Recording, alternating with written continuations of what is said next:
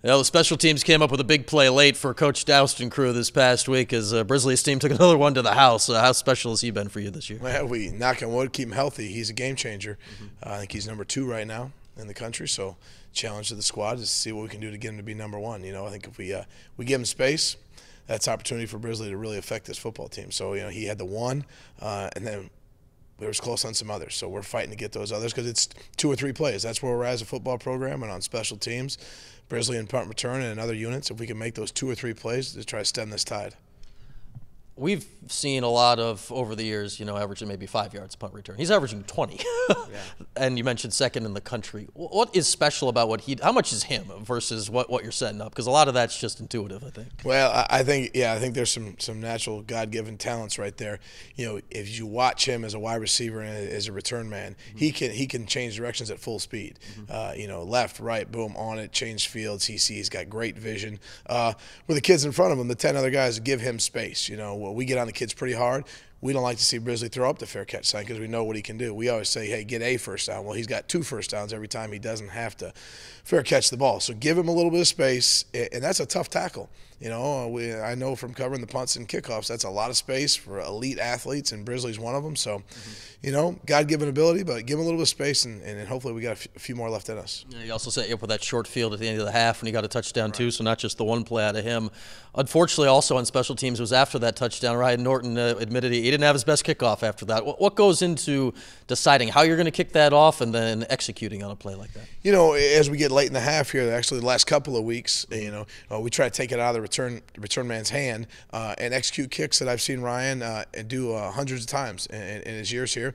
He was confident in that kick. We went with it, and you know, he swung hard, and I watched him. He swung hard and hit the top of the ball. You know, the margin for error was small in the execution for that one, and heck, their kid makes a play on it, and now they're set up for a short field. But plenty of opportunities for the defense after that. So, you know, Ryan will go, and we'll move on from there and maybe talk a little bit more about some other things to do in that situation. When you look at the last 2 weeks, do you just chalk it up as 2 weeks in a row? It just didn't work out as it should have and keep going with that plan, or it'll just do it better the next time? No, you know, we went in there and we talked about, hey, what are we going to do as coaches? We say, okay, hey, let's not be stubborn about this. Ryan's kicked the ball deep fairly well, and we like what our kickoff team has done. Those coverage kids have done a very nice job this year.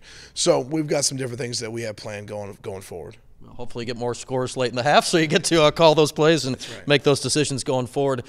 On defense, we've seen the unit. It's such a young unit. Tackling maybe wasn't as strong as it's been over yours and Coach Schaefer's tenure here this year. What do you think goes into it? Is it just young guys, or how can that improve as the year goes along? Well, I think you got to work it. I think as it gets late in the year, you see across the country fundamentals decline, and we got to make sure that our young troops that have never been this active so long in their careers continue to stay mentally tough and tackle and play with their fundamentals, be it, you know, early on in the snap or finishing a snap, you know, with the tackle, you know. And I think you know, we're playing Florida State too, so I think that's a little bit different than some other opponents we played too. So a big part of it, what can we control? Let's be a little bit tougher. Let's make sure we hone in on our fundamentals, and I know we'll work that continually. We will, and our kids saw it, embarrassed, and let's move forward. How tough is that to practice as the year goes along? Because you want to keep the guys healthy in practice, which means less contact, but at the same time, you need contacts in order to work on tackling. That's right. There's things you can do in small spaces so you don't have full speed collisions and things like that, and focus on the fundamentals. And we do that daily, and it didn't see it get carried over on Saturday. So I'm anxious to see what we do this week. All right, Louisville comes in with an interesting quarterback situation because they got guys banged up and a variety of guys that have played regardless of health. How do you evaluate what they bring into the game with young quarterbacks, different quarterbacks, and who knows what you'll see this week? Yeah, I think you said it right.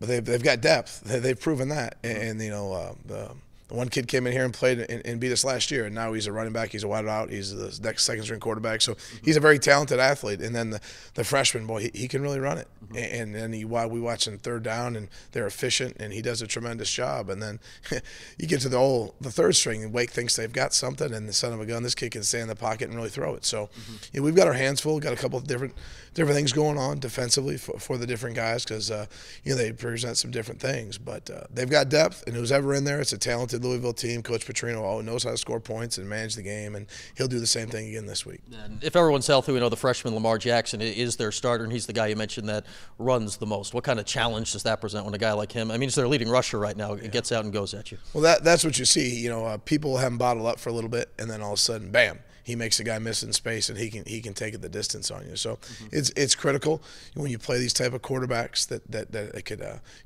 go to the house at any moment, that you're disciplined and you're sound in our assignments, and that'll be a challenge for our guys and for us to put together a plan that bottles him up the best we can.